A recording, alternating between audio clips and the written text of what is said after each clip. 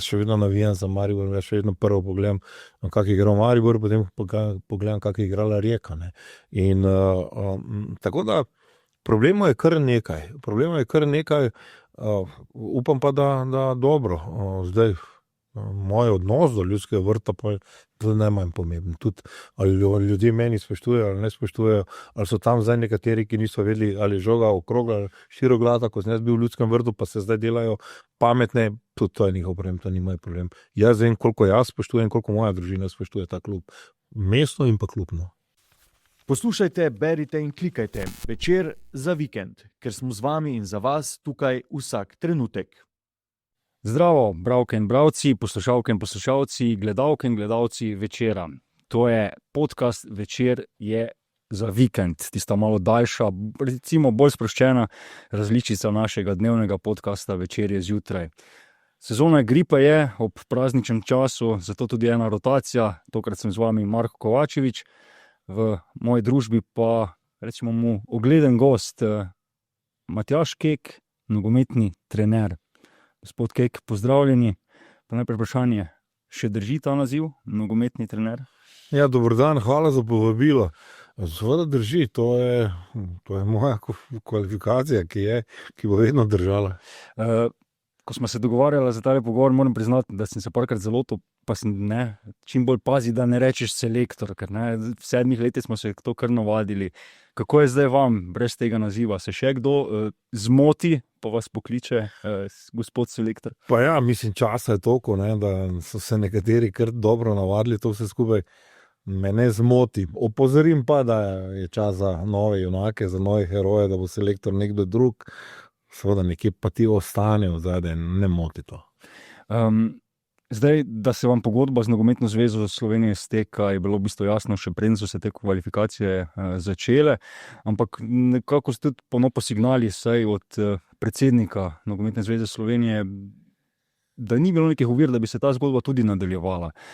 Kdaj ste vi dokončno sprejeli to odločitev oziroma ugotovili, da je pa zdaj čas, da se umaknete, da končate to dolgo, pa tudi uspešno zgodbo?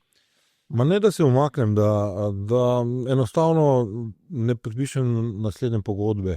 Dejstvo je, da nekje roki niso bili dani, da se ves čas govorilo tudi strani predsednika, da bi šli še v en ciklus.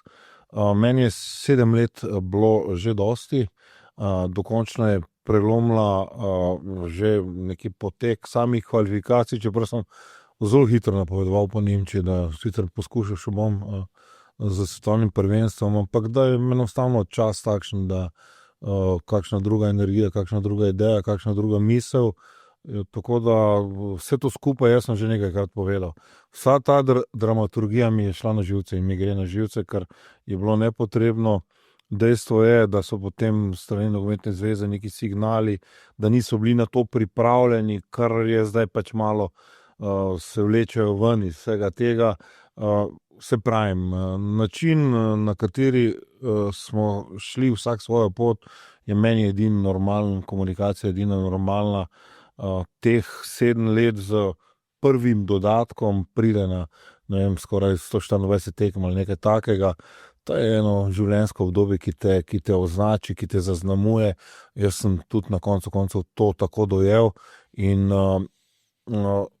kot sem že tudi omenil v nekih teh pogovorih, reprezentanca ima zdaj enega velikega navijača, ki mogoče več ve tudi od zadaj, kako se stvari dogajajo, ki bo predvsem gledal na to, da je pozitiven, da vzpodbuja, da živi za pozitiven rezultat, mogoče manj za neko kritiko, ker teh vas je pa zadosti.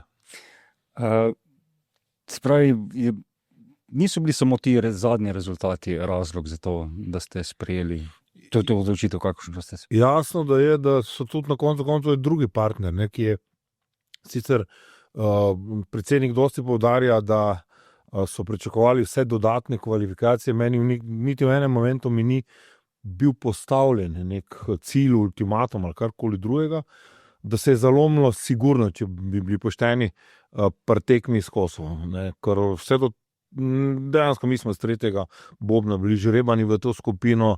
Jasno je, da ob nasprotnikih bi lahko bil čisto na vrhu, ali pa lahko je bil tudi spodaj.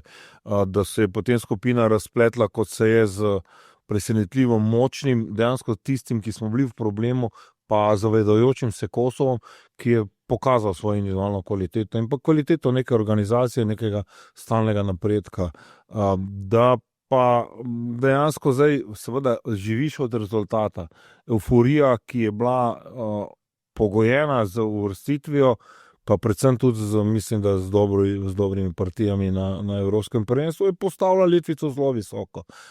Jasno pa je, da je meni bilo zelo hitro v letu 25 jasno, v katero smer gremo, čeprav pozabljajo zdaj ti, ki zagovarjajo vse to menjave in vse to skupaj, da smo v prvi polovici leta bili zelo uspešni, da smo ostali v skupini B, kar je bil pa en izmed ciljev v težkem dvoboju z Slovaki, da smo potem na nivoju odigrali obe prijateljski tekmi z dosti novimi imeni, ki so šli že v smer nekega razmišljanja za naprej, da pa seveda potem kvalifikacije se okazale preveč slabega na igrišču, pa dosti slabega tudi ob igrišču, to pa zdaj zelo spretno pozabljajo, ampak se pravim, jaz sem napovedal, da se točno zavedam, v katero smer bo šla moja trenerska pot, in mislim, da bi bilo pa brez veze karkoli več izpostavljati sebe, ker zelo spoštujem hierarhijo nogometne zveze. Hierarhija na koncu koncev v nogometu kot predsednik nogometne zveze je nekdo, ki naj nastopa v teh primerih, ki na koncu koncev jemlje tudi zdaj sebi za prav, da bo on določil novega selektorja, oziroma takšen je bil tudi v razgovorih z menoj, ampak tudi, da takoj razčistimo, predsednik, ki mi je držal vedno in mi ščitil hrbet, ko so bili tudi rezultati slabi, dosti slabši kot zdaj. Tako da je vse to skupaj zdaj. To na koncu mi malo ni v mojem karakteru, v mojem načinu komunikacije, ampak še enkrat hvala Nogometni zvezi za zaupanje, hvala, da sem lahko živel, ko smo prej rekli, to življenje 124 tekem, ko si enostavno selektor svoje države, svoje reprezentance, ko si na očeh, ko si odgovoren za rezultate, za uspehe, za neuspehe. Hvala Bogu, da sem podpisan po svetovno in po evropsko prvenstvo. A pride, verjetno seveda pride tudi do neke zasičenosti. Na zadnje 7 let v ekipi se je marsikaj spremenilo, kar dosti igralcev, ki ste recimo na tiste prve kvalifikacije pripeljali, je zdaj že nogometnih upokojencev, marsikaj se je spremenilo. Kako je to življenje z drugim v tako dolgem obdobju, pač je tudi za to mogoče? Zdaj, ko ste omenili, igralcev, ki so upokojenci, zdaj je očitno prišel čas tudi za me, nekje že normalni življenjski ciklus. Jaz nisem bil znan po tem, da sem dosti menjaval okolja, v katerih sem delal. Že kot igralec me to ni zanimalo, tudi zdaj kot trener, se pravi 2 dolga mandata na Nogometni zvezi, pa predtem še mlajše selekcije na Nogometni zvezi, Maribor z vzponi in padci, in pa tista Rijeka, ki me je tudi na nek način zaznamovala ob doktorski dezertaciji mojega obiska v Arabiji.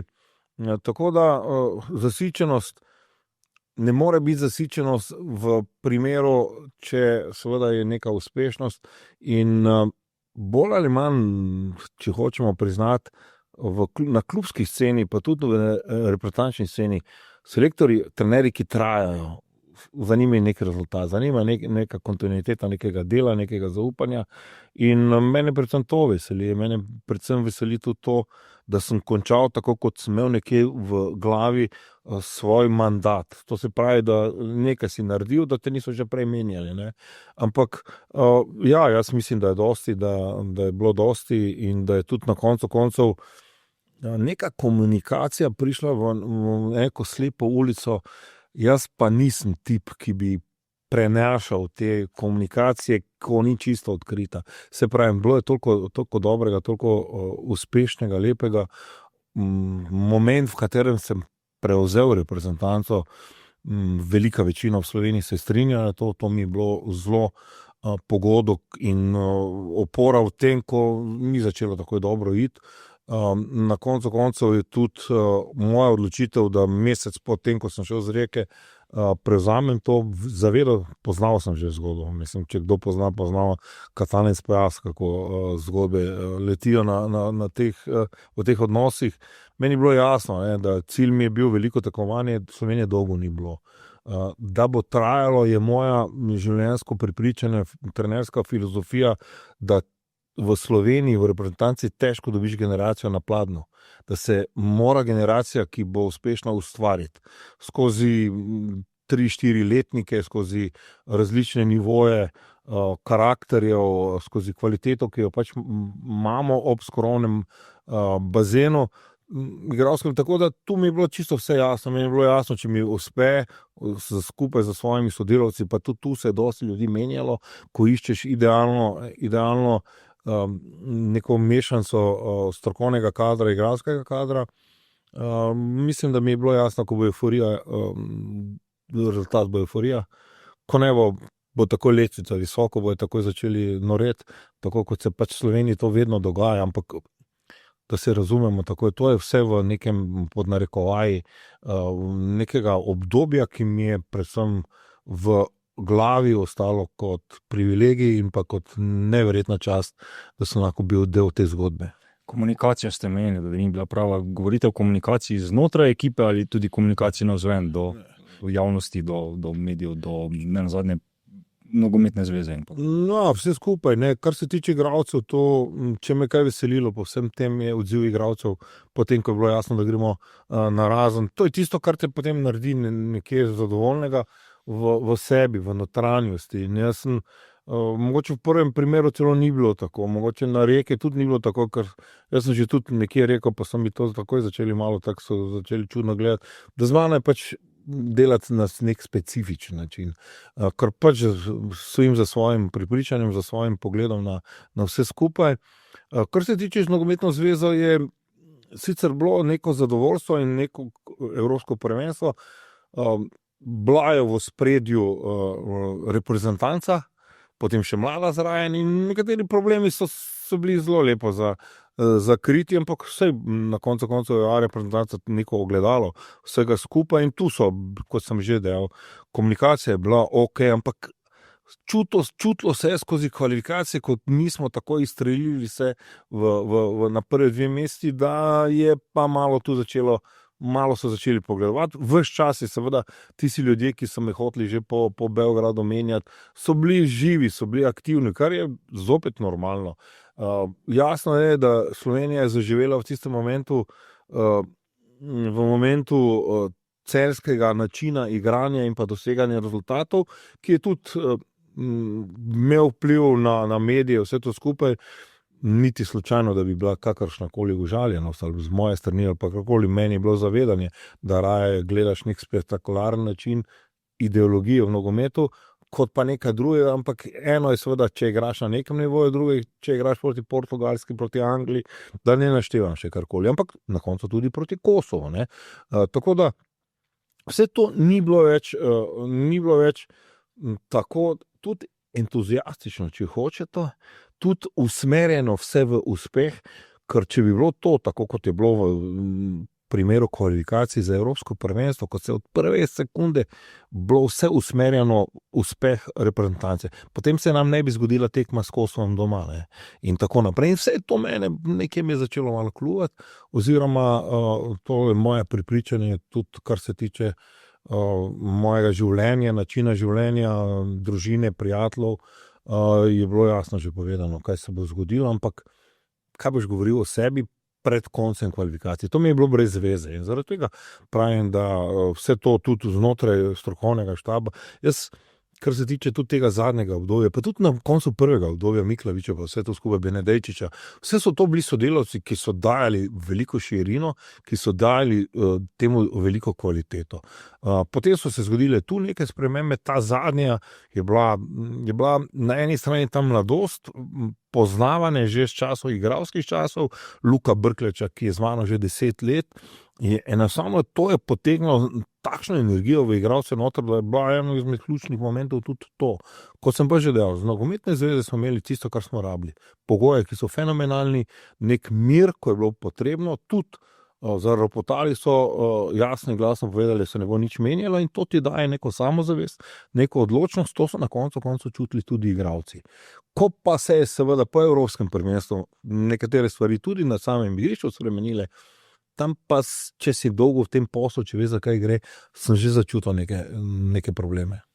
Vsi bomo navijali zanj, ko se bo vrnil v nogomet, tako nam je rekel Timi Max Elšnik, zdaj ko je s Crveno zvezdo igral v Gradcu, pa ga je naš kolega zvečer obiskal tam. Govorijo seveda o vas. Torej to pomeni, da neki ti odnosi navezano s konec koncev med vami in to skupino igralcev so ostali.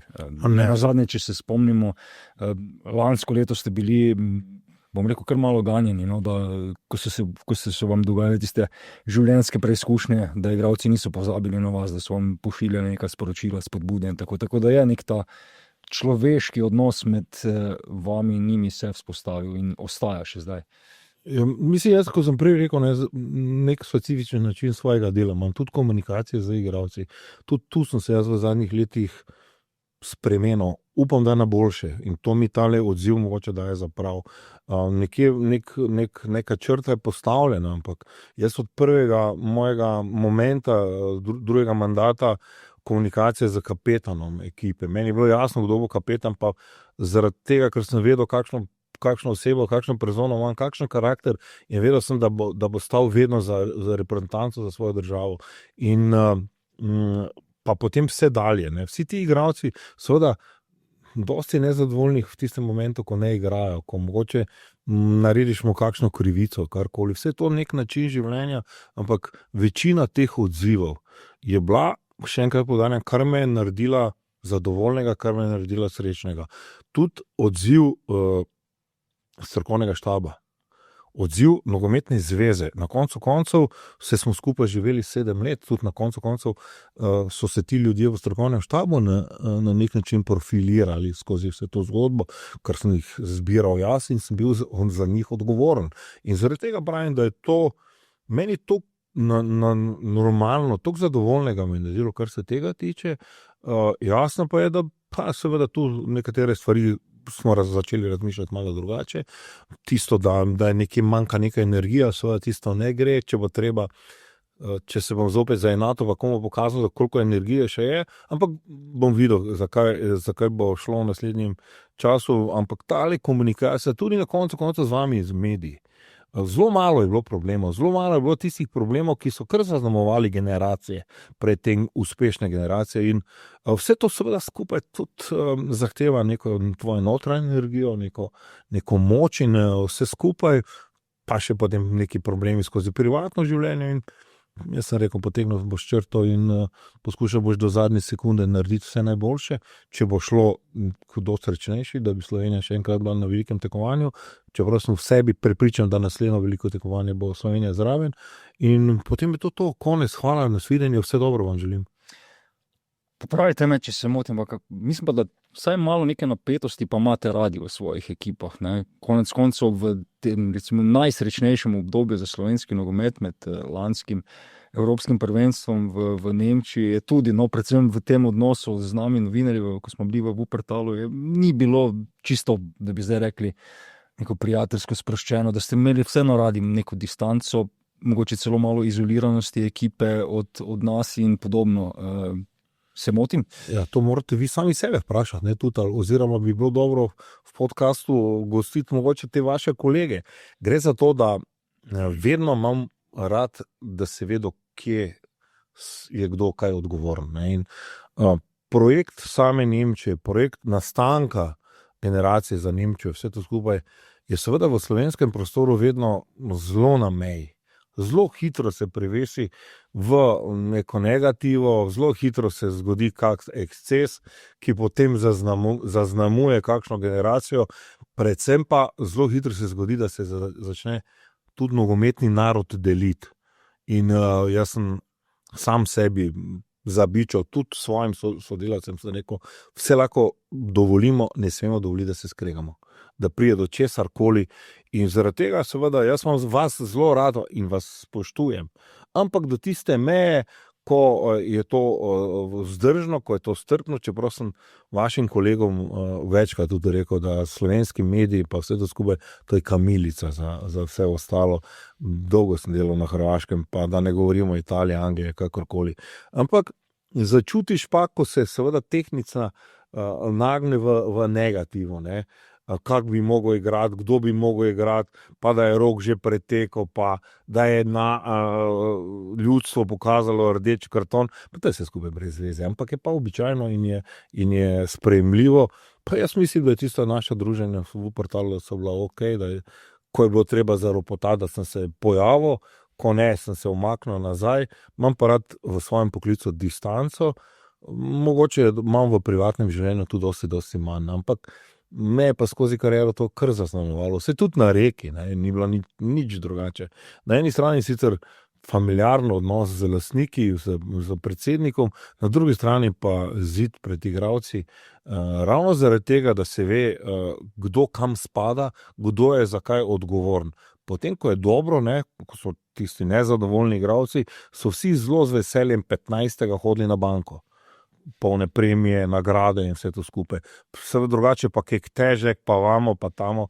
Tako da, moj način, ne moremo biti vsi enaki, ne moremo biti vsi odprti, ne moremo biti vsi čisto zaprti, vse to nas dela različne, to nas dela zanimive, ker drugače bi bil vaš poklic tudi zelo enoličen, dolgočasen, ne bi imeli kaj za vleč ven, ne. Ja, res je. Mesec in pol je zdaj recimo tistega gostovanja na Švedskem, od konca kvalifikacij, ste delali zdaj neko, recimo, vsaj zase neko podrobnejšo analizo, kaj je bilo v teh kvalifikacijah, recimo drugače, kot je bilo v kvalifikacijah za Euro 2024. Zdaj, Slovenija je v bistvu, če odštejemo tisto gostovanje v Baslu, ko ste sami rekli, da je to bilo pod nivojem in kako že slabše kot da slabše ne more biti, ne, nekaj takega, vas ni nobenim nadigral, no? Je pa tudi res, da nikogar niste premagali. Zakaj Slovenija, mislim, pomanjkanje samozavesti, slabša forma ali preprosto manj kvalitete, da je bilo doseženih golov toliko manj kot recimo prej? Mislim, to je zdaj bolj vaše, ne? Jaz karkoli nimam kaj za analizirati, ker sem se ves čas zavedal, kje se je začelo in kje so problemi. In problemi so se že to večkrat pojavili v slovenskem nogometu v posameznem obdobju. Dejstvo je, da res nismo dobenega premagali, ampak nismo imeli tiste ekipe iz petega bobna ali pa še kar, ko se premagujejo, ne. To, da nas ni doben nadigral, mislim, da smo celo nekatere tekme odigrali boljše kot v prejšnji kvalifikaciji, predvsem drugi polčas na Kosovu mi je bil zelo všeč in je bilo to nekje moj ideal. Da je pa seveda tista tekma proti Kosovu v Ljubljani, tisto pa je vprašljivo iz različnih zornih kotov, ne samo samega igrišča, ker tisto je bilo pa od momenta prihoda na stadion mučno. Jasno pa je, da moje osebno prepričanje je, da smo speljali še na nek način takoj naslednjo polsezono po evropskem prvenstvu, ker je še neka tenzija trajala, ker je bila še neka forma. In brez tudi nekaterih pomembnih smo proti Slovakom odigrali na način, da ostaneš v skupini B. Če kdo išče v taki tekmi spektakularnost ali karkoli, bom jaz zelo navijal za to, ampak bom pa neizprosen, če se to ne rata, ne. In tam smo odigrali pametno. Potem pa se je začel, dve prijateljski tekmi, s katerimi sem bil zelo zadovoljen, navdajala me z nekim optimizmom, potem se je pa začel ta prestopni rok, ne. In tam pa sem začel vohati probleme. Relativno neurejeni igralski statusi nosilcev igre, tu se je zelo spremenilo, ne, in če gledate samo, ne vem, primer Jake Biola iz začetka kvalifikacij ali pa zdaj na koncu, kako drugačen je izgledal. Potem se je izgubil Beni Šeško, ki se mu je zgodilo, kar bi si vsak nogometaš želel, prestop v nogometnega giganta, ampak z zavedanjem, da pa lahko nastanejo tudi neki problemi, ker tudi v Leipzigu na koncu ni bilo vse idealno. drastičen palec v formi, v minutaži enega izmed najpomembnejših, to je Petar Stojanović. Potem se nam je zgodil še karton Čerina, ki je pa dokazano, če kdo hoče to priznati ali ne, zelo pomemben bi bil v nekem mojem konceptu, v mojem gledanju nogometa. Zginil je zaradi razhorja popolnoma Mlakar, ne. In tam so se pa začeli neke težave, ki meni jih ni uspelo nekje nevtralizirati skozi nova imena, skozi neko, zdaj o postavitvah tudi ne moramo več govoriti, ker smo tudi ta ideja mojih sodelavcev je bilo, da zavrtimo nekaj, in jaz sem že doma razmišljal, da mogoče gremo v 3, ker smo imeli za to pogoje, pa smo te na Kosovo šokirali, ne. Tam je treba bilo samo dokončati delo. Tam sem pa videl tudi zaradi te slabše forme posameznikov, baze pa nimamo, da bi lahko, ne vem, takoj, ker so tudi ti tam mlajši, jaz sem mojem žargonu tam mali, imeli preveč problemov po uspešnem kvalifikacijah na evropsko prvenstvo, Sešnara ni bilo nikjer, Cipot je zginil, Zeljković ima probleme, da še ne naštevam vse dalje. Tako da ta kompenzacija, nadomestilo za tisti, ki so se iztrošili po minutah, ne po letih ali karkoli, vsej Kurtiča pa Iličiča na primer več ni bilo zdrave, ne. Tam pa seveda so problemi bili preveliki. In moje prepričanje je, ne, da ko smo imeli čas pred evropskim prvenstvom, skoraj en mesec, ne, takrat so jih z Luko Brklečem pa z trenerji smo jih spravili fantastično v nek ritem in takrat smo bili prepoznavni, takrat smo bili močni, samozavestni, dojeli jih v hitrosti, v tranziciji, vse. Zdaj, seveda, ko nisi v neki formi, ko nisi v dnevni formi, ko nisi v dnevnem dogajanju, potem pride malo ven, štrli ven tudi malo kvaliteta kar igralca, da bi pa rešil 1-1, tega pa nimamo. Sploh v primeru, ko Beni pač toliko časa ni dal golov. Tako da meni povsem razumljivi problemi ni, in zaradi tega se ne strinjam z mnogimi, da je to pa zdaj neka strašna katastrofa, ker se nismo uvrstili na svetovno prvenstvo, da je to zdaj res mogoče moment za res, da narediš reset, da nekje na novo postaviš neko zgodbo, da začneš zlagati na novo te kamenčke v mozaik. To je moje prepričanje, to sem povedal tudi predsedniku, zelo jasno in glasno sem mu povedal, kaj mislim o vsem tem. Ostalo se je v skupini B, žreb Lige nacije ti bo dal zopet ekipe, kjer boš lahko testiral za naslednje kvalifikacije, in jaz mislim, da je tu čisto vse ok, in to zdaj, ne, da je ta odločilna ena tekma proti Kosovu, je moja odgovornost igrišča. In zaradi tega tudi na koncu koncev je bilo jasno, vsak na svojo stran. Je pa seveda odgovornost še pa nekoga drugega, zato kar se je okoli dogajalo, in v odločilni tekmi mogoče nismo imeli tistega, kar smo pa na nekih valovih neke euforije in pa izredno pozitivne atmosfere smo pa dostikrat zajahali val te energije, in tukaj pa mislim, da so zdaj seveda stvari, o katerih se še bo sigurno govorilo, ne. Ste povedali odgovornost? Ne, pa mislim, to vi veste boljše kot jaz, in vsi se mi zavedamo, da se to več ne sme zgoditi, ne. Da tudi na koncu koncev so to zadeve, ko ena reprezentanca kot je Slovenija bo vedno rabila euforijo in enotnost, ali je bil to Bežigrad, ali je bil to Ljudski vrt, ali tudi zdaj Stožice. In ko se je ta mit razbil v nekem momentu domače tekme, ko so igralci prihajali z ogrevanja, ogorčeni, eni so noreli, seveda potem je to za razmisliti. Da se pa razume, ni pa to doben alibi, ne, niti slučajno. Ker na igrišču pa je pa šlo vse narobe. Mislim, ti zgolj, ki ga dobiš, mi smo anulirali še proti boljšim ekipam za ostatek, potem dobiš tako rdeče kartonce ali polčas igrati z igralcem manj, pa še avtogol si daš, ne.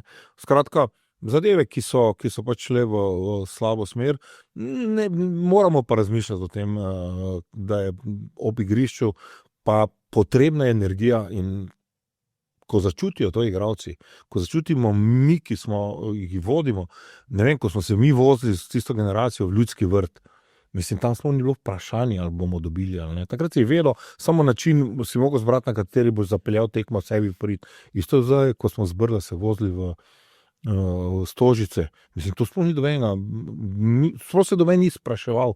Mogoče je tu zaradi tega bil ta šok, v nekem momentu se nismo dobro odzvali in na igrišču in tudi mi odzune, oziroma jaz odzune, ker sem za to odgovoren. Ne. Tako da je pač vse skupaj šlo, v katero smer je šlo. Je pa tekma takoj na Švedskem že dokazala, tudi brez nekaterih nosilcev, da je ekipa zgrajena, da ekipa bo seveda z novo idejo, z nekimi novimi imeni, verjetno tudi mogoče z novim načinom dobila drugo prepoznavnost, ampak da tu pa nekaj revolucije za ni treba delati. Vse jaz, to je moje prepričanje. Dobra 2 meseca sta še do prvih tekem reprezentančnih v letu 2026, do takrat ima vodstvo Nogometne zveze čas, oziroma verjetno bo vseeno malo prej, da imenuje novega selektorja. Neki ta ožji seznam favoritov se zdi, da je že sestavljen. Se so vas tudi že kolegi poprašali po nasledniku, pa niste zamočali svojega mnenja. Povejte, kdo bi bil najprimernejši kandidat za novega selektorja? Ne bi bilo zdaj do vas korektno, če bi rekel, da me to ne zanima. Normalno te zanima, jaz sem del slovenskega nogometa in bom vedno ostal del tega. Ne. Zdaj, odločitev, odgovornost je na nekom drugem. Imena, ki se pojavljajo v medijih, dajo težo vsakemu posebej.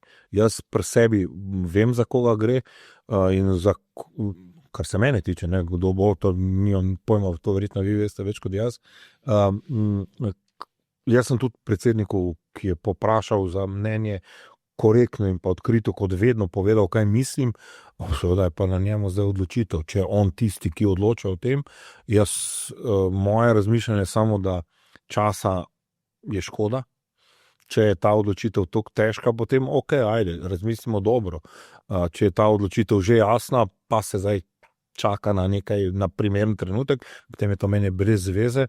So pa imena, ki se pojavljajo dovolj močna, eni z izkušnjami, z uspehi, drug z energijo, z prepotrebnim znanjem, ampak mogoče z malo mlajši, da eni že uveljavljeno ime v tujini.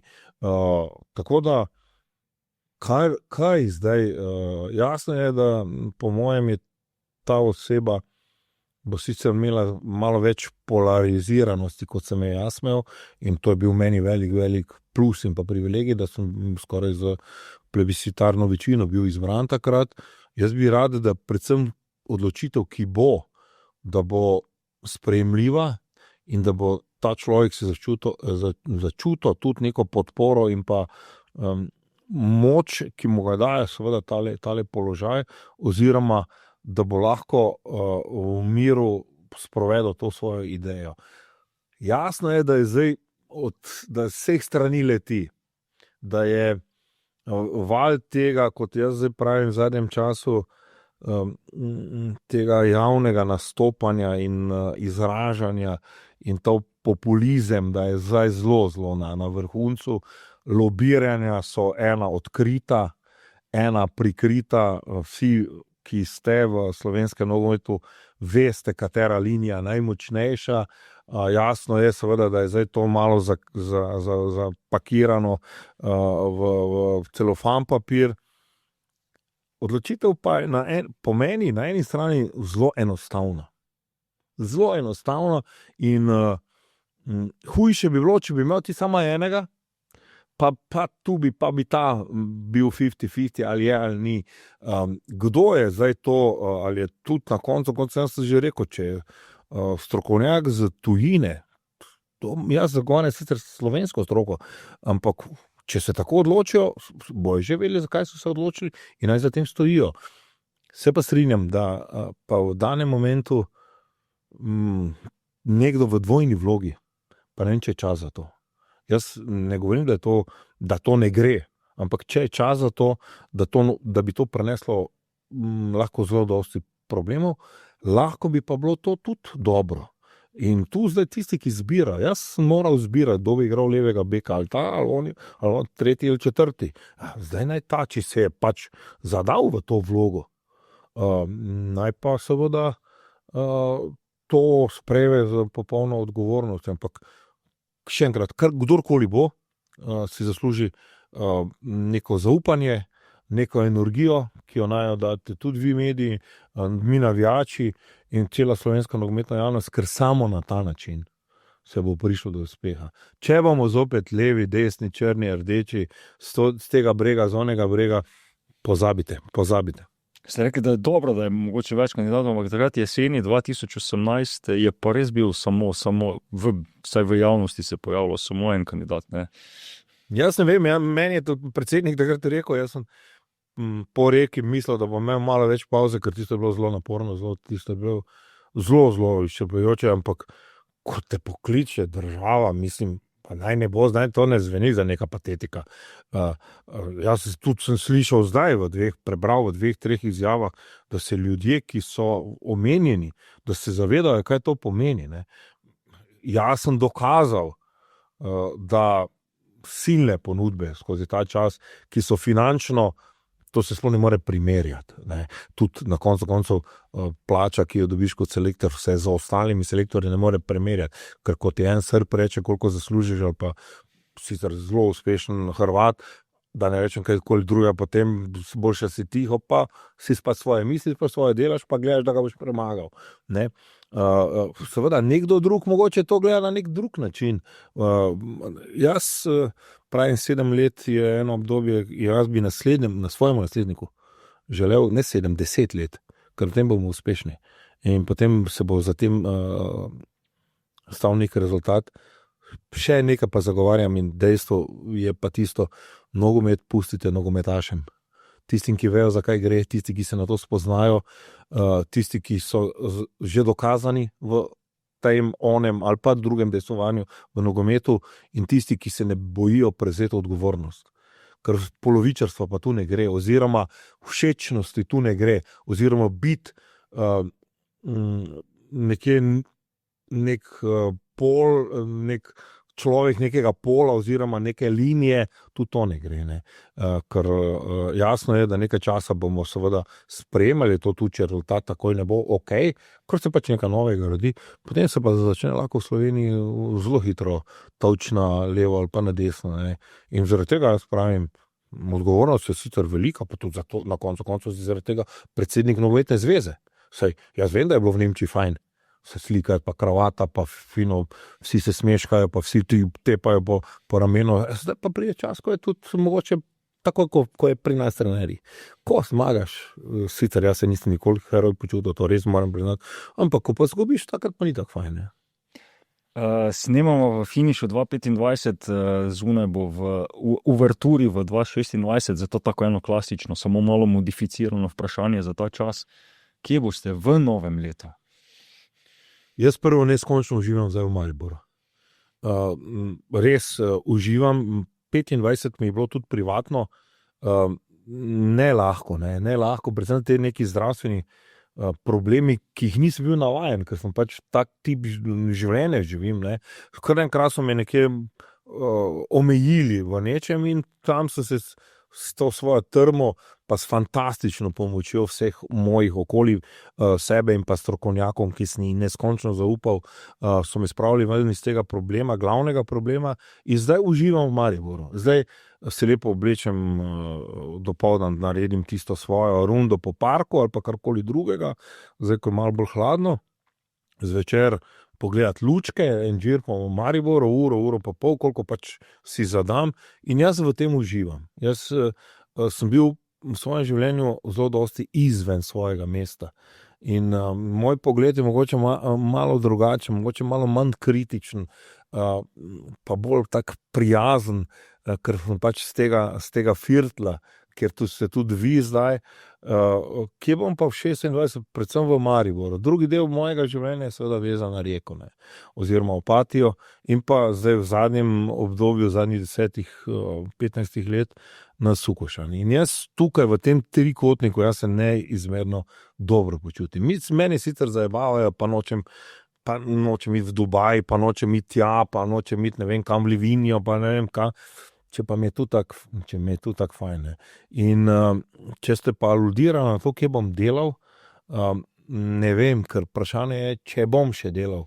Oziroma, zadnja 2 projekta, v katerem sem bil, sta mi dala za prav, da razmišljam, predvsem v izhodišču, če vidim nekje nek izziv, če vidim nekje neko sodelovanje, neke pogoje, da na svoj način prijem do rezultata. Ker mene zanima v nogometu rezultat. Mene ne zanima biti všečen. Ko je rezultat, takrat si všečen. Ker ko smo rasturali po Nemčiji, na svoj, na naš način, na slovenski način, takrat mi dobeni metal naprej, da igramo bunker ali pa da je ono drugo, tretje, da bi morali iti gor ali pa karkoli. Seveda, na drugi strani so bili Angleži, Portugalci, pa da to vi veste se boljše kot jaz, da ne naštevam. Ko pa je to rezultata, ni takrat se pa zaštelo kakšne druge ideje. Da je danes v nogometu ena stran te posesti, druga stran te transformacije. Jaz še vedno mislim, da v slovenskem prostoru, pa to mi daje na koncu tudi zapravo izjave nekateri, ki so v slovenskem nogometu nekaj naredili, ne? Da disciplina, taktična disciplina, da neko organizacija igre, da to še ne pomeni, da si pa ti bunkeraš oziroma da te ne zanima med 6-7 igralcev vzgore, ne. In jaz sem rekel, odgovor temu vedno pravim, kdo je dal na evropskem prvenstvu gole za Slovenijo. Ne, in tu se lahko pa potem začnemo pogovarjati o različnih pogledih na nogomet. Tako da bomo videli, v tem momentu zdaj, verjamite mi, zdaj smo pred koncem leta, tudi z enim se še nisem pogovarjal. In tudi nekje oddaleč neka vprašanja se pojavljajo, nisem pa človek, ki bi takoj na prvo padel, oziroma, kot sem prej rekel, izziv, organizacija, pogoji, okrog ljudi. In jaz sem imel srečo v zadnjem času, da sem imel, kar se mene tiče kot trenerja, 2 predsednika, ki sta mi znala kriti hrbet, ko ni bilo fajn. Imel sem predsednika, ki me je po prvem neuspehu hotel zamenjati, pa mu ni se išlo, pa je potem dobil od mene nazaj karto za Južno Afriko, pa uživanje v plodovih svoje odločitve, ne. Tako da tu, seveda, govoriti pa ne bom nehal, ne. Svoje mnenje bom pa povedal vedno, to pa vi veste mogoče najboljše. Super. Vemo, da dosti kolesarite tudi po zimi. Ja, to sem zdaj seveda modificiral. Zdaj nisem tip, ki se zdaj vozi po Pohorju, ne, ampak sobno kolo sem pa kar dobro si izbral in s tem problemom, ki sem ga imel s hrbtom, je bilo neko moje gibanje omejeno, kolo pa je bilo, ne, in jaz sem tudi včeraj naredil rundo doma, eno res dobro, potem v park in meni je to zadovoljuje, meni je to.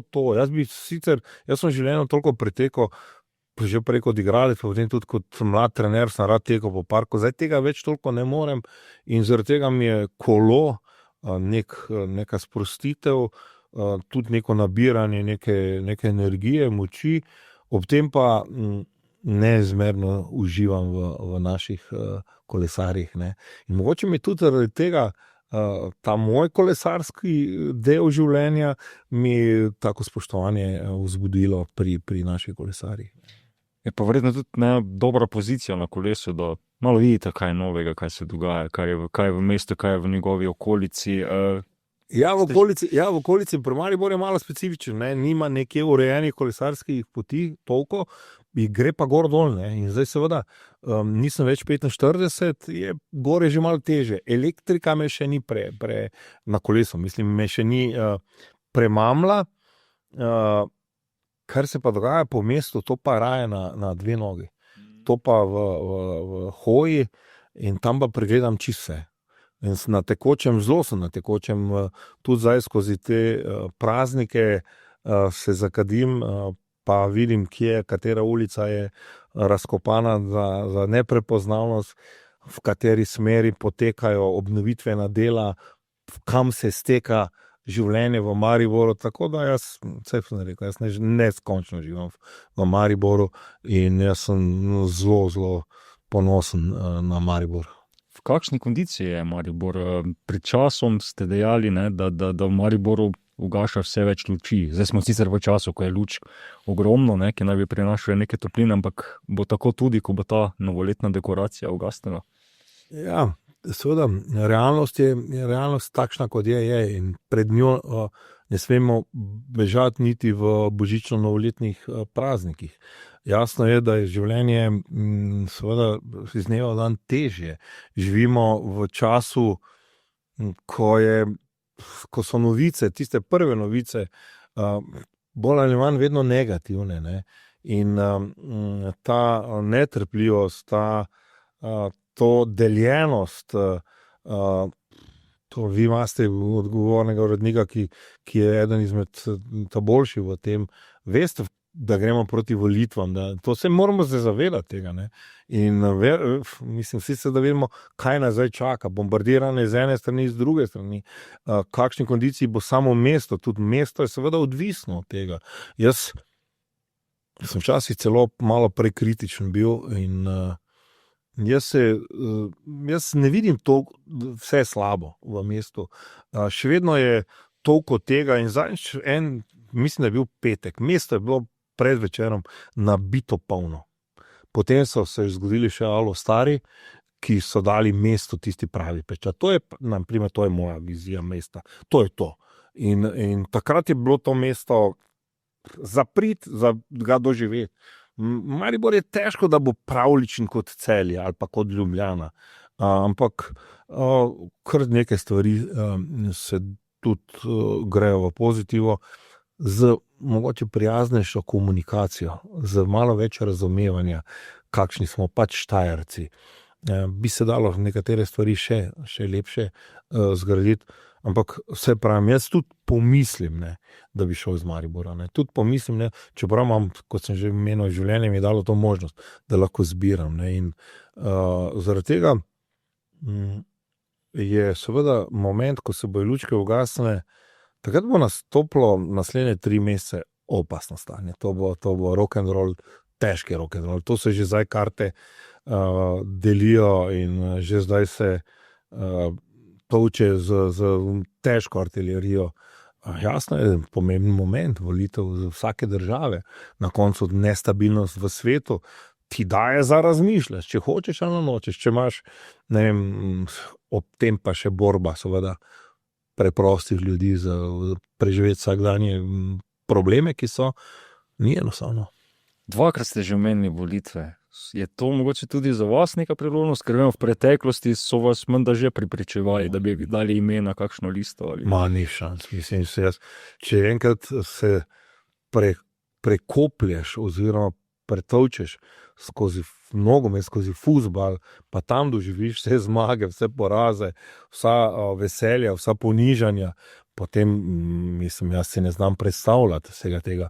Ampak sem pa hočem biti nekje aktiven v nekem svojem razmišljanju, v svojem prepričanju, ki ga ne mislim deliti javno, to je absolutno.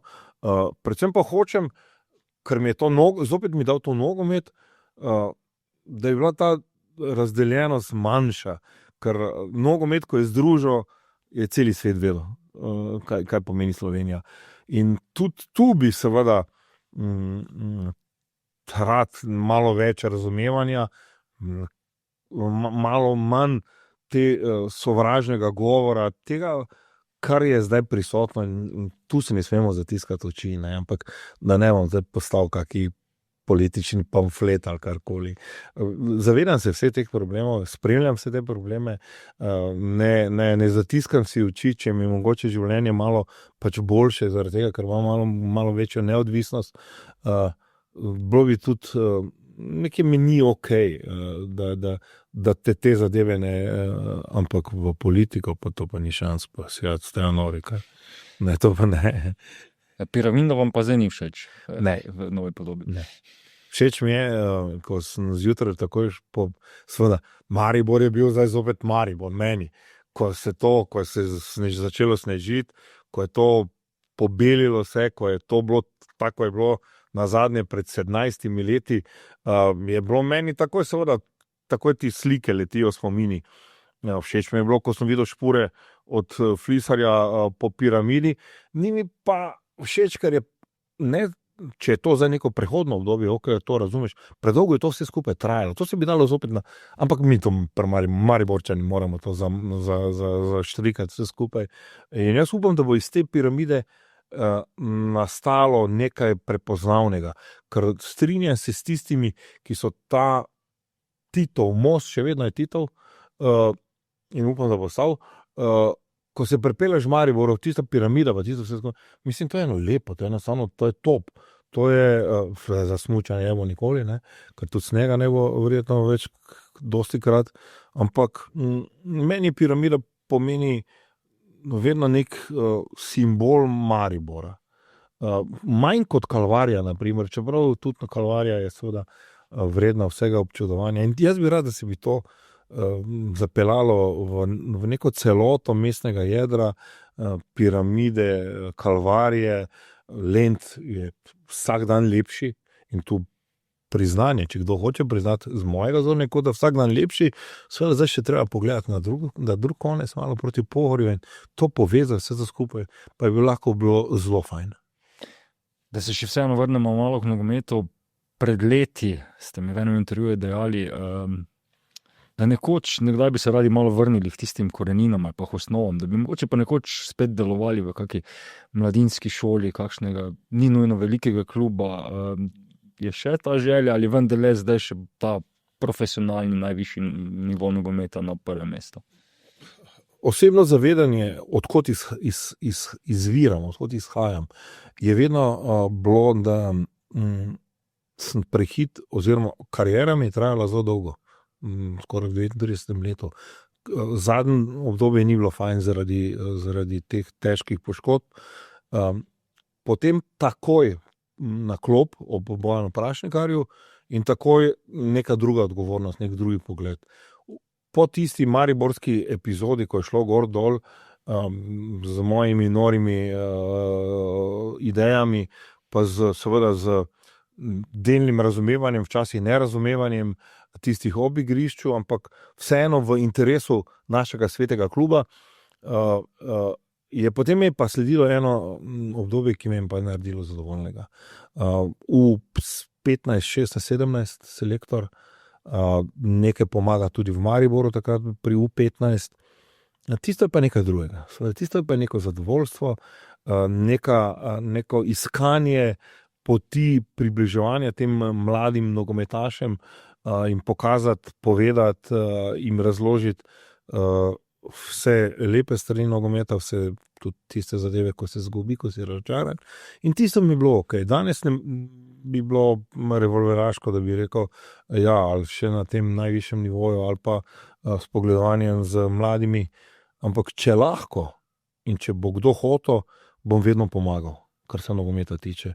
Mislim, da neko znanje imam, da moj ta CV je kar poln, da na koncu neke izkušnje so v slabem in v dobrem, da še vedno zagovarjam to, da moraš najprej biti velik v porazu, da boš potem kdorkoli znal oceniti to, ko zmagaš. In ta neko spoštljivost, neka komunikacija, ki pa postajajo zelo pomembne vrednote, hvala Bogu zopet. Tudi v nogometu ni samo ena linija, ni samo blišč, ni samo megalomanstvo, številke, ki norijo, ki so nemogoče, je tudi ta druga stran nogometa bolj naravna, ker seveda konkurenca, zdaj v nogometu ne, je pa velika, ne samo v nogometu, z ostalimi športi in tu moramo mi paziti. In to sem rekel predsednik ne dovoli, da bomo zopet v kameni dobi, kar se nogometa tiče, ker ne spi in to je prav. In jaz sem se zelo fajn počutil, ko smo nogometaši bili na tnalu uspešnosti z ostalimi kolektivnimi pa individualnimi športi. Pa tudi vi veste dobro, kako velik fan sem vseh uspehov slovenskega športa. Absolutno. Prej ste sicer nekaj omenjali Dubaj, pa to koliko vas še mika, kaj to okolje na tem delu sveta, ki ni več zdaj tako eksotično. Ne? Če bi bili danes trener Ali Ittihada, bi precej drugačno ekipo vodili kot takrat leta 2011. Ne? Karim Benzema bi bil recimo vaš kapetan, pa še kar nekaj zvezdnikov. Zdaj, če bi bil on kapetan, to ni sigurno. To je bila moja izbira.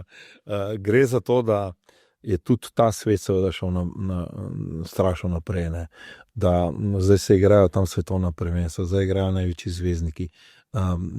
Vložek teh ljudi je neverjeten. Infrastruktura se izboljšuje. Jaz sem bil v enem momentu nedobrem za Etihad, zato so me verjetno tudi poklicali, no? Ampak se pravim, tista izkušnja nečesa drugega, drugačnega gledanja na nogomet, takrat sem lahko imel samo 3 tujce, vse ostalo je bilo njihovo. Ne? Zelo zanimivo, zelo velika izkušnja, na koncu tudi neko finančno zadoščenje in izstavo na račun za svetovno prvenstvo, tako da zdaj je to drugače, zdaj imena, ki delajo in pa ki igrajo tam, so za mene tudi nek plafon, tako da se pravim, z nobenim se še nisem pogovarjal in zaradi tega vse to je hipotetično. Pa zdaj še malo hipotetičnega, to ste tudi že javno povedali, večkrat povedali, da nekoč v nekakšni vlogi, ni nujno trenerski, se vidite spet v svojem klubu, v NK Maribor. Še drži? Dobro, klub je, mislim, drži, da je to moj klub. Drži, da bo vedno moj klub ostal. Zadnji sem v neki izjavi mogoče bil malo nepreviden, da me s tem klubom zdaj veže neko strašno razočaranje. Ne? Mogoče razočaranje ni ravno pametni izraz, oziroma izraz, ki izraža moje prepričanje. Enostavno se še nisem privadil na vse, kar se je novega zgodilo v klubu. Ne. In mogoče iz mene govorila tudi izkušnja iz Reke, ker sem imel tuje lastnike. In mogoče mene drži ta njihova uspešna povezanost z lokalno skupnostjo, ki je potem pripeljala do opasne euforije in do tega, da je zdaj Rijeka klub vreden vsega spoštovanja v organizaciji, v rezultatih, v vsem. Pa jaz dobro vem, 2013, ko sem prišel na Kantrido, v kakšnem stanju je bila Kantrida. Ne. Zaradi tega mogoče to moje privajanje oziroma gledanje in spremljanje vsega tega mogoče ima pri meni malo drugačen okus. Je pa jasno seveda, da ne poznam stvari in zaradi tega mi je bil to malo populističen, tudi moja izjava je bila malo populistična. Rad bi seveda je bilo drugače, čeprav nič ni narobe, Maribor je drugi, kar je ok, seveda način pa koliko je zadaj, je pa malo vprašljiv. Ne. In jaz vedno izhajam iz Krekove, še enkrat povem, jaz vedno vem, kdo so bili naši junaki NK Mariboru. To so bili domačini, to so bili domači frajeri. Od Milana Arnečiča, Tomislava Prosena dalje.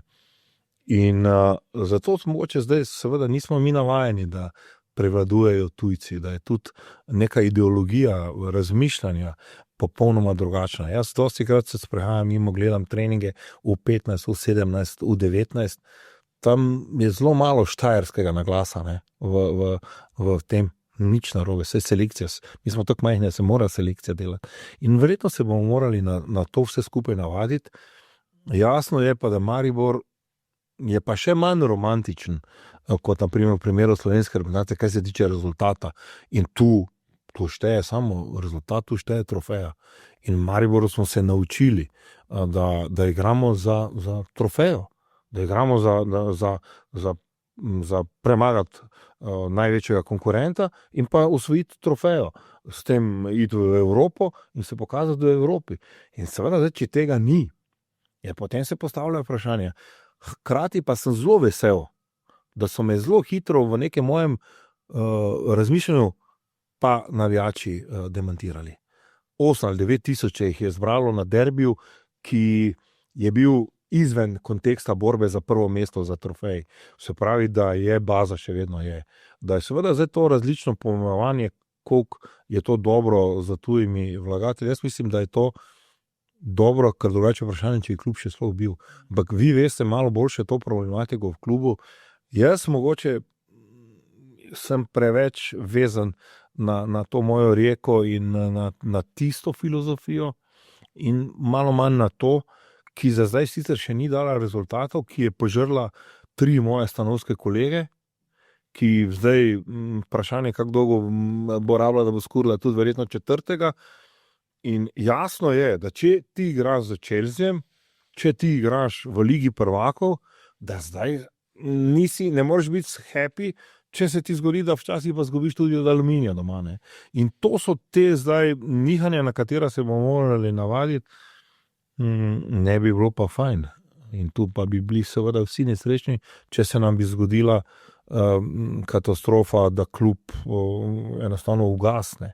In zaradi tega moj predlog, če ga lahko dam, je, dalo bi se lepše povezati, lepše izkomunicirati nekatere zadeve, priznati, v katerem okolju se dela, kakšno je to okolje, kaj ti lahko da to okolje Krkovodu. Pa enkrat ti, ki so zdaj odgovorni tam, ki odločajo, doživeli euforijo Ljudskega vrta, eksplozijo Ljudskega vrta oziroma naroda v tem koncu Slovenije, takrat bojo pa tudi verjetno drugače gledali na ta njihov vložek v nogomet.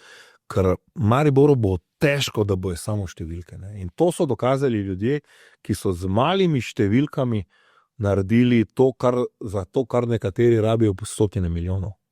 Kako gledate na te poteze Džuna Ridžalja oziroma njegove ekipe? Recimo krepi se mladinska šola, ne? Sami ste dejali, da so tudi kakšni novi igralci, trenerji prihajajo, se krepi ta strokovni štab, ne nazadnje zdaj se tudi napoveduje povezovanje z Ilirijo na članskem nivoju, z ljubljanskim moštvom, da bi bila kot B ekipa Maribora v drugi ligi. Nekaj se dela, nekaj se dogaja. Ne? Tudi slišali smo napovedi zaenkrat samo napovedi o izboljšanju infrastrukture, o neke vrste trening centrov. Kako gledate na te poteze, ki se v tej novi realnosti dogajajo? Zdaj, če grem od zadaj. V momentu, ko so na Rijeki spregledali, da je treba najprej ustvariti pogoje za delati, je začela stvariti strmo navzgor. V tistem momentu, ko se je na Rijeki zgradila Rujevica, to več ni isti klub. Pa je klub imel strašno tradicijo velikih igralcev in vedno je bil umeščen tudi v prejšnji jugoslovanski ligi dobro, osvajal pokale, igral z Real Madridom. Ampak seveda pogoji so bili nevzdržni. Tu v Mariboru jaz tega po določenem času še ne vidim. Tudi ne vidim neke hitre rešitve, ker od prve lopate pa do konca, da bo lahko trener šel z igralci trenirati gor, to bo potem še trajalo. Ne. Zaradi tega to mislim, da ni v redu. In tu mislim, da oziroma imam svoj specifičen pogled na vse to skupaj, kar pa hodim mimo vsak dan, sicer se več ne ustavim, prej, ko je bil Ante pa Darja, sem se ustavil pa Zlatko, ko vidim igrišče, ne, kje trenirajo, to ni nivo NK Maribor. Čeprav se je treniralo po slabšimi pogoji, pa so se boljši rezultati dogajali. Ampak danes je treba iti naprej. Hkrati pa od mame grem dostikrat pod Pohorje, pa vidim tam, kakšna igrišča so, ne, potem mi tu malo nerazumljivo vse skupaj, ampak to je problem teh v Ljudskem vrtu. Tako da zdaj ne vem, koliko je sploh še mariborskega, niti stroke, ne vem, ne poznam, vem, da je vodja nogometne šole tudi prihaja od drugod. Nič narobe, jaz sem bil tujec 11 let v Avstriji, 6 let pa pol na Hrvaškem. In zaradi tega jaz spoštujem vsakega, ampak jaz vem, da sem se prvo naučil nemško govoriti, da sem v Saudiji začel tudi razumevati njihov jezik, njihov način življenja, da sem na Hrvaškem pa sploh. Če bi se jaz tam izigraval Slovenca predolgo, bi me v Šajtrgi zapeljali do rupe zelo hitro. Ne. Tako da tu je malo gledam na svoj način. Ampak saj pravim, tale usmerjenost in ta govor, to sem prebral, da so lahko zadovoljni s 4-5 mladimi. To pa priznam in to ne zaradi tega, da bi ti ta mladi bili številke, ki bi pač, zato da lahko zdaj oni govorijo, da so forsirani mlade, ampak ti so tudi pokazali v nekem momentu. Na drugi strani se pa naj nekdo vpraša, Sikošek, v nekem primeru Repas, pa Milec na zadnje v državni reprezentanci. Pa ne zaradi tega, ker bi bil selektor iz Tonguzije, pa ga ne bi Maribor zanimal, ne? Pa Luka. To je lahko nekdo s tem zadovoljen. Jaz vem za druge čase in tu jaz upam, da bo se tale trend mladih igralcev, čeprav je tudi zelo populistično. Ja, mladi, dal sem mlade. Pa ti zmagaj, pa daj koli hočeš v primeru Maribora. Jaz upam, da se bo to nadaljevalo, da se bo pa, seveda zdaj pri mladih je pa, če ga ti pripelješ v drugot, je potem ok. Če ga pa moraš ti tu dalje razvijati, in tudi ti, ta mladi so zdaj pri tem, takrat pa trebaš pogoje. Takrat pa trebaš pogoje v stroki, v znanju, v kvaliteti, v tudi tistem drugem delu, ko ta mlade moraš naučiti živeti z fuzbalom v Mariboru. In tako da tu so zdaj odprli nek nov problem, ker ti, ki so prišli in bodo tudi šli, ne. Tako da en kup problemov, ampak jaz še vedno navijam za Maribor, jaz še vedno prvo pogledam, kak je igral Maribor, potem pogledam, kak je igrala Rijeka, ne. In tako da problemov je kar nekaj, upam pa, da dobro, zdaj moj odnos do Ljudskega vrta pa je najmanj pomemben. Tudi ali ljudje meni spoštujejo ali ne spoštujejo, ali so tam zdaj nekateri, ki niso vedeli, ali je žoga okrogla ali široglata, ko sem jaz bil v Ljudskem vrtu, pa se zdaj delajo pametne, tudi to je njihov problem, to ni moj problem. Jaz vem, koliko jaz spoštujem, koliko moja družina spoštuje ta klub. Mesto in pa klub, no. Malo ste se prej popravili, no, ampak vendarle bi še vseeno vprašal, no, po teh besedah, ki ste jih izrekli kolegu Milkoviču za ekipo. Se počutite nekako, ne bom rekel zapostavljenega, ampak recimo pozabljenega, odrinjenega, kot vendarle legenda Ljudskega vrta? Ne, ni šlo v to smer. Verjetno si bi, oziroma neverjetno, dosti je igralcev pa tudi stroke velikanov mariborskega nogometa, ki si bi dosti prej zaslužili večje spoštovanje, tudi določene generacije, ne. Se to nisem samo jaz rekel, to je še mogoče nekdo drug rekel pa omenil. Ampak to je zdaj pač stvar kluba, oziroma njihove percepcije, dojemanje širine ljudi, ki so pač temu klubu dali nek počep. Jaz nimam niti ene zamere, nič do kluba in na koncu sem jaz sam odločil, ne, ali bom hodil tu, ali bom hodil tja, ali ne. Jasno pa je seveda, da klub takšen, kot je, ne vem, meni je to pametni bi to znali izkoristiti.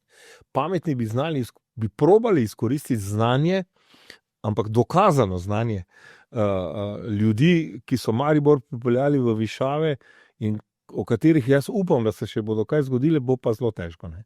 Zelo težko in zaradi tega tu jaz ne razumem, ali je zdaj to res, da so tisti, ki so se odločali v to smer, najprej skrbeli zase, po domače za svoj rit, ali jim je bilo to res edini sit, pa mislim, da je to tudi bilo edini izhod v sili, da ne bi klub šel v še večjo katastrofo, ampak še enkrat, malo večje razumevanje, malo večje zaupanje in malo več komunikacije, sodelovanja bi lahko hitro zanetlo nekaj, kar pa je potem vulkan, kar je pa potem erupcija. In v primeru slovenskega nogometa Celje, ki mu še enkrat čestitam na način, pa na rezultate. In tudi oni imajo tujega lastnika, tujega trenerja, ne. Naj ne bo zdaj neka zavist v slovenskem fuzbalu, ampak najbolj nek izziv.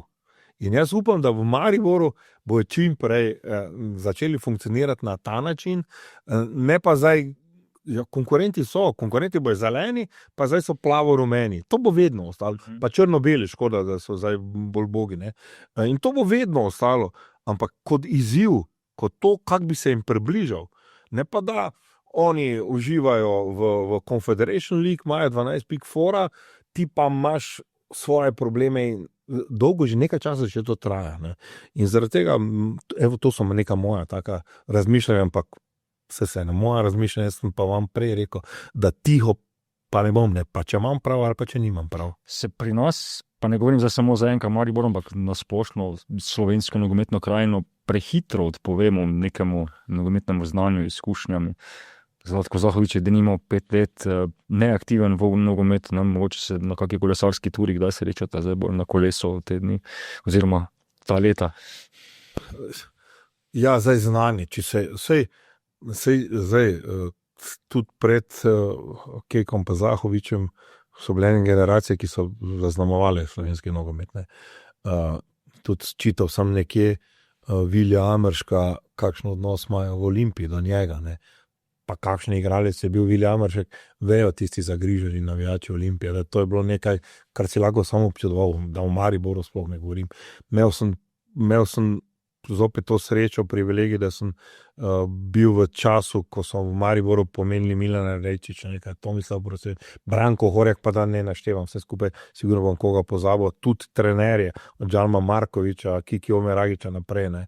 Seveda potem je prišla neka generacija Bojana, ki je naredil 99, to je nekaj neverjetnega, ne. Tudi način, jaz dobro vem način, kot igralec in pa kot na klopi, na kak način se je prišlo do tistega, samo skozi delo.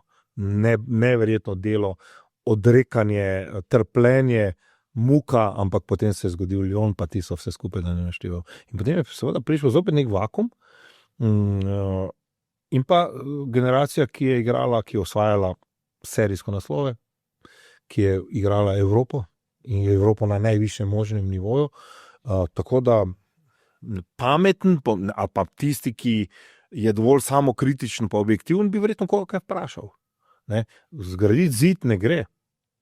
Vsi mi smo imeli slabe momente, pa dobre momente. In tiste slabe momente, ne smete neki slabi momenti obeležiti oziroma zaznamovati, da pa te potem doven nič več ne vpraša. Ker seveda znanje, izkušnje, a to pa se ne dajmo kaj pogovarjati, ne, to pa ni. Mislim, če nekdo je podpisan pod Champions League, pa pod naslove, pa pod pokale, na koncu, če je nekdo bil na Evropskem svetovnem prvenstvu, pa mislim pa, kako potem pa, če je nekdo igral prvo Jugoslavijsko ligo, pa ne vem, bil legenda vsega tega.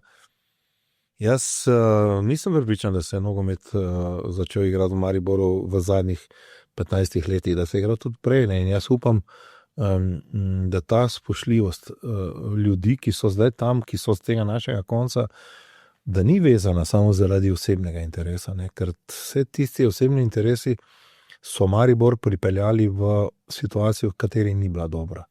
In jasno pa je, da vsi delamo napake, da vsi vedno ne razmišljamo prav in to, kar zdaj jaz vam govorim, to je moja osebna izpoved. In to ni neko, ne vem, da bi komu kaj hotel iti ali pa karkoli protežiral sebe. Jasno pa je, da klub kot takšen je vedno pomenil nekaj v slovenskem nogometnem prostoru, v kontekstu neverjetnega rivalstva in edinega pravega rivalstva z Olimpijo, Ljubljano, ki je zdaj dobil, ki je imel nekaj časa, tudi Gorica se je pojavila, v nekem momentu Mura je bila v nekem momentu uspešnejša, zdaj se je pojavilo Celje. Ampak še enkrat pravim, daj bo to izziv, da jih premagaš, da jih udariš dol. Meni je bil izziv iti na Evropsko prvenstvo, pa da nas ne bojo nakantali vsi, ker polovica jih je samo to čakala. Ne? In izziv te lahko naredi še boljšega, še kvalitetnejša, ob seveda vedno znova zavedanju objektivnosti pa samokritike, kar drugače se ne da narediti. Spet si bom sposodil vaše besede iz nekaj minut po tekmi proti Portugalski v Frankfurtu, pa ponovil vprašanje, ki sem vam ga dal že lani, ko ste prejemali mestni pečat v Mariboru. Butasti bomo, če iz tega ne bomo potegnili nekaj dobrega za slovenski nogomet. Zdaj, drugo leto kasneje, po teh vaših besedah, vsaj meni, se zdi, da naš nogomet ni v takšni kondiciji, kot je bil tisto poletje 2024. Pa ne govorim samo o članski reprezentanci, konec koncev imamo najstarejše slovensko mesto brez članske nogometne ekipe, imamo tradicionalne nogometne sredine, ki že nekako dihajo na škrge. V infrastrukturi se je prerezalo nekaj trakov, ampak naši, recimo mladeniči, imajo vseeno slabše pogoje, kot jih imajo takoj čez mejo. Torej, kakšna je krvna slika slovenskega nogometa? To je vprašanje za meno debato.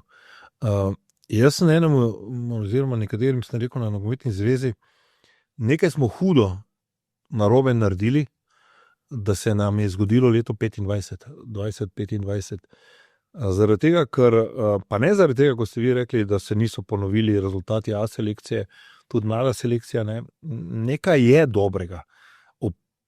Zdaj, oklepati se v danem momentu je prav uspeha ženske reprezentance in meni je fajn, da ženske igrajo fuzbal, da so mlade reprezentance 17-19 elite round, da je futsal ok. Ampak kaj pa zdaj? Kam pa dalje? In tukaj ne biti samokritičen pa objektiven v pogledu na našo ligo, na sicer zelo dobro idejo mladinske lige, na koncu koncev tudi infrastrukture, je pa seveda lahko zatiskanje oči in budale. Vedno, mi smo vedno budale na nek način, ne. Ampak je pa seveda to zadeva, da pa neka katastrofa. Kot sem rekel, selekcije so porihtane, poštimane, novi ljudje bodo prenesli neko novo idejo. Mene bolj skrbi liga. Če me na eni strani kot Mariborčan bi rad, da bi bil Maribor bolj konkurenčen, kar je normalno, potem je skrbi tudi na liga.